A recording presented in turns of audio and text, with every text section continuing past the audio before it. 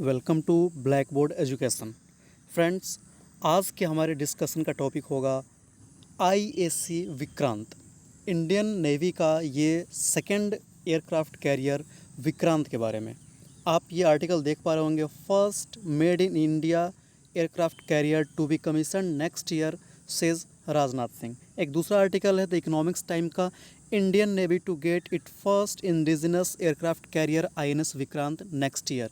यानी 2022 तक Indian navy के पास अपना फर्स्ट और ओवरऑल सेकंड जो एयरक्राफ्ट कैरियर होगा वो उनके पास कमीशन हो जाएगा, जिससे इंडियन नेवी के पावर्स में इंक्रीमेंट होगा, जैसा कि आप समझ सकते हैं। तो इसके बारे में हमारा पूरा डिस्कशन होगा। अगर आप हमारे इस वीडियो का पीडीएफ डाउनलोड करना चाहते हैं तो इस टेलीग्राम चैनल को ज्वाइन करके वहाँ से डाउनलोड कर सकते हैं। चलिए वीडियो को शुरू करते हैं। सबसे पहले हम बताना चाहेंगे कि ये एयरक्राफ्ट कैरियर होता क्या है। फ्रेंड्स, नेवी के पास बहुत सारे फ्लीट्स होती है, जैसे फ्रीगेट्स होते हैं, वारशिप्स होती है, डिस्ट्रॉयर्स होते हैं, सबमरीन्स होती है। वैसे ही एयरक्राफ्ट कैरियर भी होता है जो काफ़ी इंपॉर्टेंट होता है। इसका मतलब होता है नेवी का जो एयर विंग होता है, जिसमें फाइटर प्लेन्स भी होते हैं, हेलीकॉप्टर्स होती है, वैसे बहुत सारे दूसरे इक्विपमेंट्स भी होते हैं।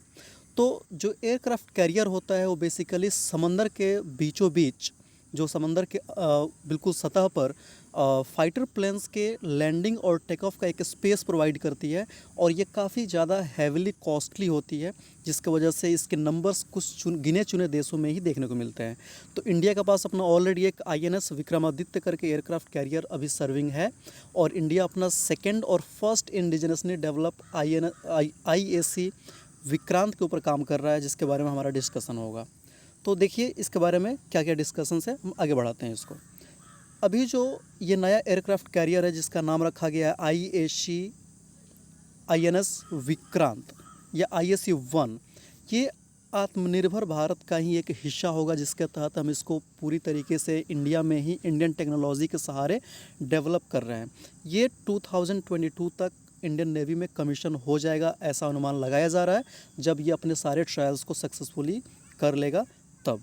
Commissioning of ISC next year will be befitting tribute to 75th year of Indian independence. जब आज़ादी के हमारे 75 साल होंगे, पूरे हो जाएंगे, उस समय इसका इंडियन नेवी में इंडक्ट किया जाना अपने आप में एक बहुत बड़ा उपहार होगा आज़ादी के अवसर पर।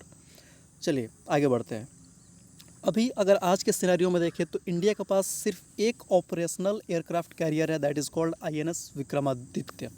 आपको पता होगा INS विक्रमादित्य को ब्रेव एज द सन कहा जाता है, सूरज के समान बहादुर कहा जाता है, और ये इंडियन नेवी में काफ़ी इंपॉर्टेंट रोल प्ले करता है। और इसको हमने रसिया से लिया था और ये 2013 में सर्विस में इंडक्ट किया गया था इंडियन नेवी में। अगर INS विक्रांत की बात करते हैं तो इसका जो कंस्ट्रक्शन है वो कोचिन शिपयार्ड लिमिटेड के द्वारा किया जा रहा है, और इसमें लगभग 23,000 करोड़ रुपए इन्वेस्ट करे गए हैं। 23,000 करोड़ रुपया इन्वेस्ट किया गया है, और ये अपना जो पहला बेसिन ट्रायल है नवंबर 2020 में कंप्लीट कर चुका था। उसके बाद से सी ट्रायल हुआ था फर्स्ट फेज़ का, और अब ये अपने सेकेंड फेज़ के सी ट्रायल की तरफ ये बढ़ रहा है। इसका मोटो यहाँ पर लिखा गया है जयेम शम युधिस्पृधा, जो कि ऋग्वेद से लिया गया है। इसका मोटो है INS विक्रांत का। अगर INS विक्रांत की बात करते हैं तो it will have an air component of 30 aircraft. कहने का मतलब है कि इसमें एक साथ 30 एयरक्राफ्ट को रखने की कैपेसिटी होने वाली है, जिसमें MiG-29 के फाइटर जेट्स, कोमो helicopters, MH-60R multi role helicopter, जिसको रोमियो हेलीकॉप्टर भी कहते हैं, ये सारे हेलीकॉप्टर्स उस पर आराम से रखे जा सकते हैं और वहाँ से ऑपरेशंस कंडक्ट करी जा सकती है। इसकी जो एक्सपेक्टेड स्पीड है वो 30 नॉट्स की है, 55 किलोमीटर पर आवर जो कि होता है, जो काफ़ी एक अच्छी स्पीड इसकी मानी जाती है। इस वजह से INS विक्रांत इंडिजिनसली डेवलप लेकिन बहुत ही एक सक्सेसफुल एयरक्राफ्ट कैरियर के रूप में देखा जा रहा है। इसके साथ साथ आपको बता दें कि एयरक्राफ्ट कैरियर चूँकि इतने कॉस्टली होते हैं तो उसकी सेफ्टी भी एक मेजर कंसर्न होती है, इसीलिए इसमें बहुत सारे दूसरे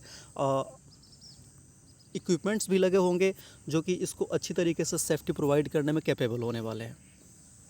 अगर इसके ट्रायल की बात करें तो इसका सेकेंड फेज़ का सी ट्रायल 24 अक्टूबर को शुरू कर दिया गया है, और जैसे ये ट्रायल, जब फर्स्ट फेज़ का ट्रायल हुआ था उसमें इंडियन नेवी ने ऑफिशियली कहा था कि जो इसके की कंपोनेंट्स है वो अच्छे से काम कर रहे हैं और इससे काफ़ी हद तक वो सेटिस्फाइड भी हैं। सेकेंड फेज़ का सी ट्रायल होने के बाद से ऐसा उम्मीद किया जा सकता है कि ये इंडियन नेवी में अगस्त महीने में अगले साल तक इंडक्ट कर लिया जाए। फ्रेंड्स, आपको पता होगा कि चाइना के साथ हमारा हमेशा एक राइवलरी रहती है। इस वजह से हम इस पे काफ़ी ज़्यादा फोकस कर रहे हैं, क्योंकि चाइना के पास करंटली अभी 2 एयरक्राफ्ट कैरियर अभी ऑपरेशनल है, काम कर रहे हैं, और एक तीसरे पे वो लगातार काम कर रहे हैं, और ऐसा अनुमान लगाया जा रहा है कि जल्द ही आने वाले समय में वो एक तीसरे एयरक्राफ्ट कैरियर को भी इंडक्ट कर लेंगे। इस वजह से इंडिया के लिए काफ़ी इंपॉर्टेंट हो जाता था कि वो अपने पहले एयरक्राफ्ट कैरियर से आगे बढ़े, दूसरे तीसरे को डेवलप करे, और इसी सीरीज़ में हमने INS विक्रांत को यहाँ पे ट्रायल के लिए भेजा है, जो उम्मीद है 2022 तक इंडक्ट कर लिया जाएगा। इसके साथ एक और बात बता दें आपको कि एक और INS विशाल जो एयरक्राफ्ट कैरियर प्रपोज किया गया है, एक तीसरा इंडिजिनसली ओवरऑल तीसरा इंडियन नेवी के लिए एयरक्राफ्ट कैरियर होगा, अगर कैबिनेट उसको मंजूरी देती है तो। हालांकि अभी तक के लिए उस पर कोई मंजूरी नहीं दी गई है। उम्मीद करते हैं कि ये भारत सरकार उस पर जल्दी फैसला लेगी और उसके भी डेवलपमेंट प्रोसेस को आगे बढ़ाया जाए।